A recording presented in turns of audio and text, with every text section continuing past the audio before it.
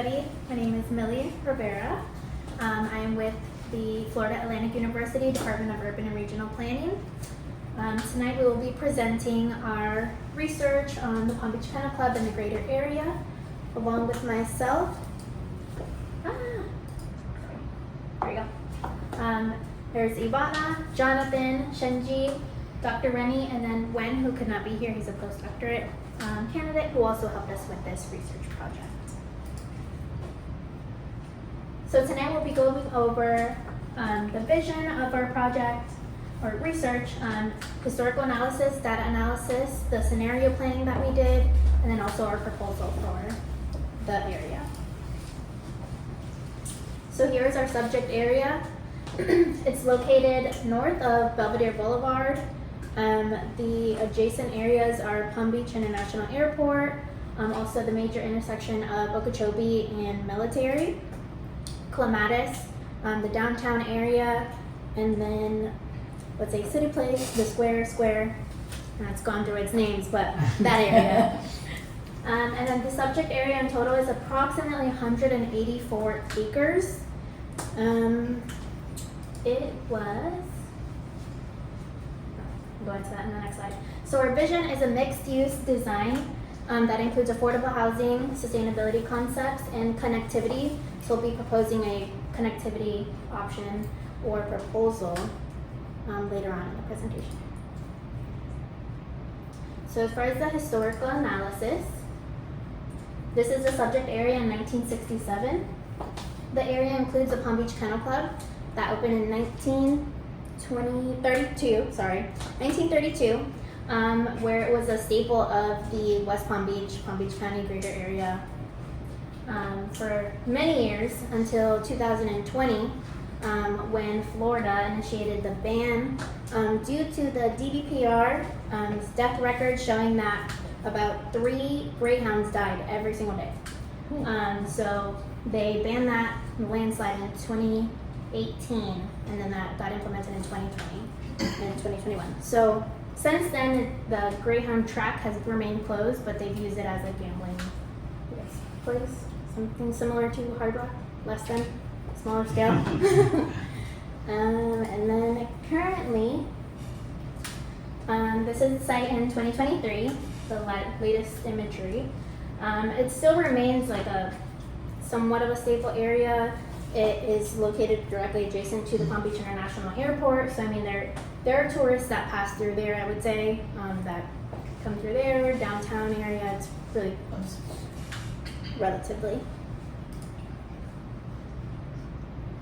So then Shenji will go into the data analysis, but I would say the goal for our site would be, again, to promote mixed use, a contemporary area that promotes local economical opportunities, provides essential services, and connectivity to the area. And then Shenji. Good evening, everyone. My name is Shenji. I'll take us through the data analysis section. The data presented here is from urban footprint and census tract 2930. This part of the presentation focuses on the demographic, economic, transportation, and environmental impact of our study area. The total population of the study area is a bit over 5,500, and the area is home to diverse community. Hispanic or Latino has the greatest ethnic group, over 60%, making this group a major part of the community cultural identity. Followed by that, we have non-Hispanic white 25%, Black or African American 13%, and others, and less than 1% Asian. In terms of education, only 8% of the residents have a bachelor's or higher degree, which is 30% lower than the national average. In this slide showed us the importance of focusing on affordable housing, education, job training, and job creation to support the community growth.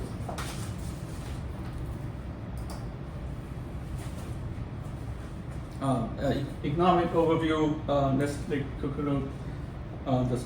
The total number of housing unit is 1,770, and only 3% the unit is vacant. This reflects the high demand for housing and driven by the growing population. The median individual income is a bit over 52,000, and it's 18.2% of residents live on the poverty line, which is 6.7% higher than national percentage. This figure indicates that this is a lower income community with limited economic opportunities. Also notice unemployment rate is higher, 10% higher than national percentage. This reinforces the need for comprehensive economic development.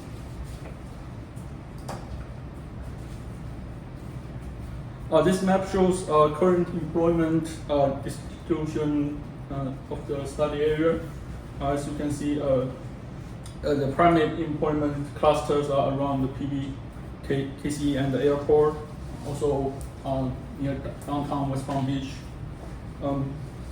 This area is major economic drivers that attract opportunities and jobs.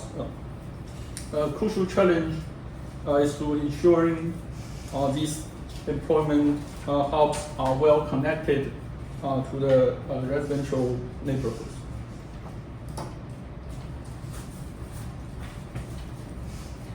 Okay, let's take a look at commuting options.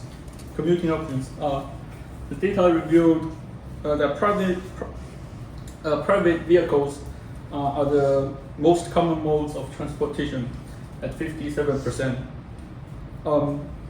However, this is since it is a lower income area, so public transportation is also very important at 14%. Walking and biking are lower at 5% and 3%. This highlights the need for important infrastructure improvement, such as safer sidewalks, bike lanes, and pedestrian crossing. To address these transportation patterns, later our proposal will focus on enhancing public transit to better connect the airport area and downtown West Palm Beach.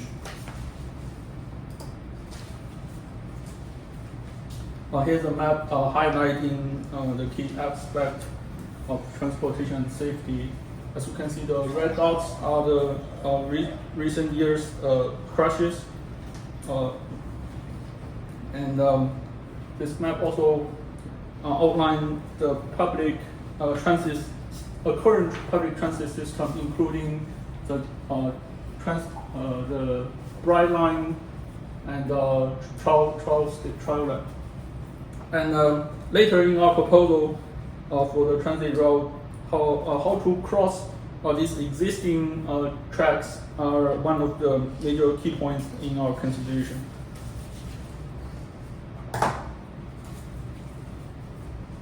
Okay, environmental challenges. That's one of the major environmental challenge here in South Florida is, of course, the sea level rise impact. However, luckily for us in our study area, we can see this is already a 9 feet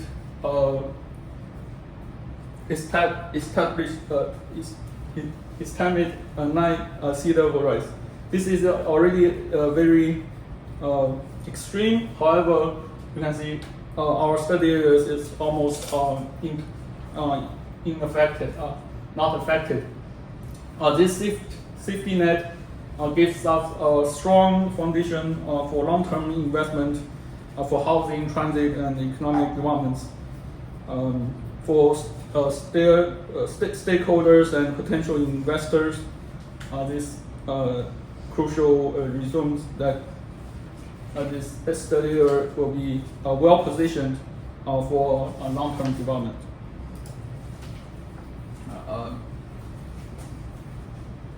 Parks and green spaces are vital for well-being of a resident, providing areas for recreation, exercise, and social activities. However, of the colors you look at light, you can see the local parks are not unevenly separated. So they also on the other side, in South Florida is known for its wetland, which is very serves as a natural flood buffer and home to a wide variety of wild animals. These habitats are crucial for maintaining biodiversity. And later in our transit and development proposal, we have carefully considered these areas to make sure those are unharmed. Lastly, the community health and accessibility. On the map, you can see the health centers and one major hospital. But many of those facilities are on the outer bound, mostly towards the north side and towards the downtown. So it is crucial to have public transportation systems to connect them to residential area. Now we have reviewed the current condition. Next, my colleague Jonathan is going to introduce us scenario planning. How's everyone doing? My name is Jonathan, and today we're going to go over our scenario planning. And for this segment, we are exploring how the area can be developed in sustainable and beneficial ways for the community. We use a software called Urban Footprint to analyze approaches to tackle challenges such as walkability, transit accessibility, and rising household costs. While using Urban Footprint, we were able to identify the most effective and balanced path forward using the following 4 scenarios.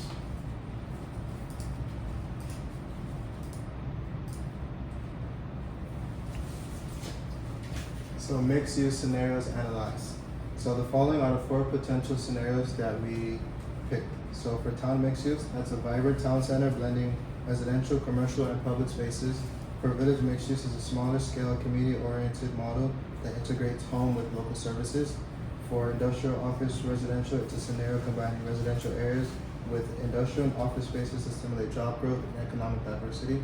And then for city mixed use, is a dense urban setup that maximizes walkability and transit access, integrating residential, commercial, and office spaces. Through each of these scenarios, we reviewed which offers the best unique solution to address the area's key issues and maximize its potential. So summary comparison statistics. The data shown here was retrieved from Urban Footprint during our analysis process. This data helped summarize the key metrics of each scenario, such as projected population density, deployment growth, and environmental impact. These comparisons allow us to identify scenarios the most aligned with this community's sustainable and inclusive development goals. Also, it's essential to acknowledge the existing challenges of the subject area, which are the following. So low walkability, there's no parks or schools within a 10-minute walk. There's an increased household cost and energy and water demand. High vehicle dependency resulting in high emissions, and need for better transit options and resilience planning, which we'll go over more later in this presentation.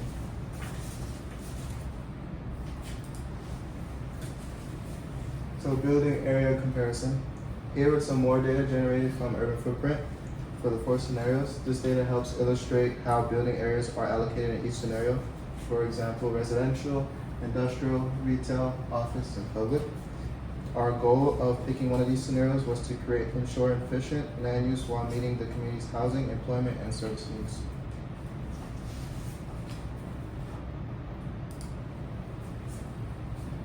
So comparison statistics.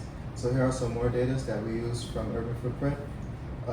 There's a final report, as the professor stated earlier today, that will have more of the other data.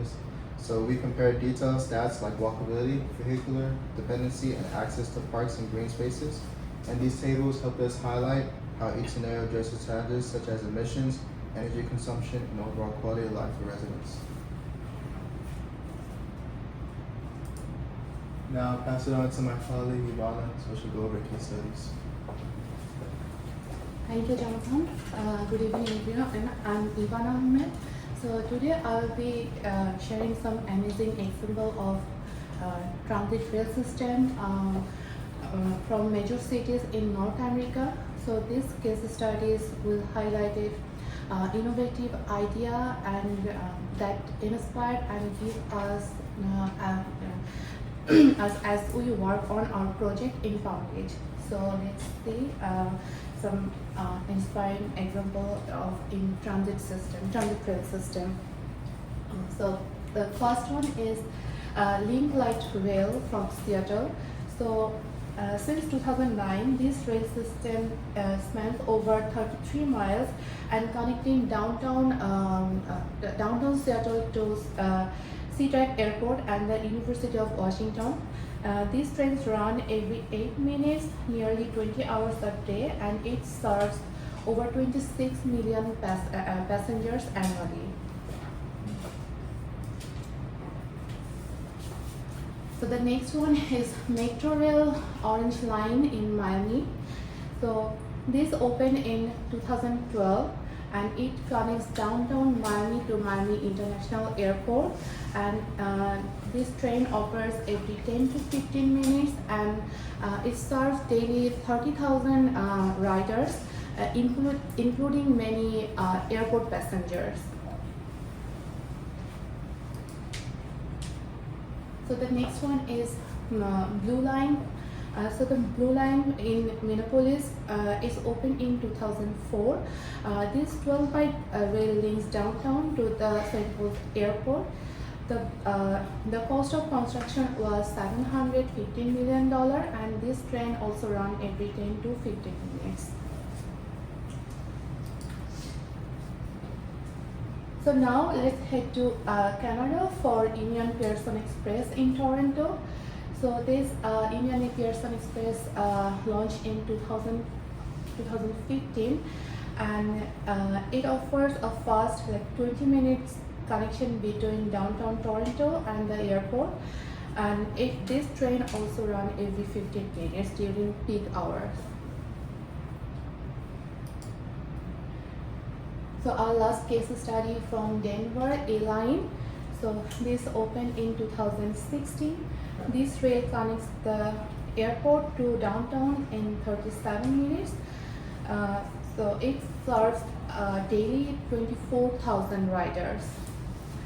So all of these transit systems created like thousand of job opportunities, economic growth, and encourage development around transit near station. So even though these systems are from large city, they gave us great ideas for designing the transit rail system. So our goal was to learn from these examples. While Palm Beach is a smaller cities than these cities, and we can adopt their innovative idea to fit in our projects. So this is the future transit route map from Transportation Planning Agency. So this map shows the future transit routes which connecting downtown West Palm and Palm Beach International Airport. So we'll share our recommended routes for our project at the end of our recommendation slides. So I will invite Jonathan to go over the next slide. Thank you. Hello again. How you guys doing? So right now we're about to go over our recommended scenario. So when choosing a scenario, it was essential to prioritize connectivity, job creation, and reduce emissions while fostering a more vibrant and resilient community. We believe our proposal does that as it aligns with the area's long-term vision for sustainable growth. So here is the zoning designation within our subject site. So as you can see, the zoning map shows how its existing designation helps highlight opportunities to incorporate more dynamic and flexible mixed-use developments. So for the red, CG, MUPD, and CN falls under commercial. The blue is public ownership. The gray IL is industrial, the yellow RM is residential.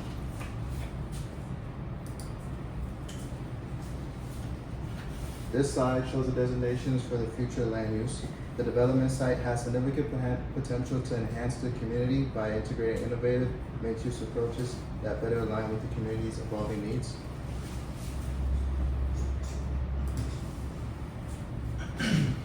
And this slide contains our proposed mixed-use land use map, which illustrates our proposed scenario, which is industrial, office, residential mixed-use. We believe this scenario distributes land in a way that optimizes residential, commercial, and industrial spaces, fostering economic and social balance across the community. So summary statistics. As shown on this slide here, our proposed scenario has many benefits, including improved walkability, reduced household costs, increased employment density, and better access to transit. Through this scenario, we can build a comprehensive approach to creating a more sustainable and connected community. Now I'd like to pass it to my colleague, Lily.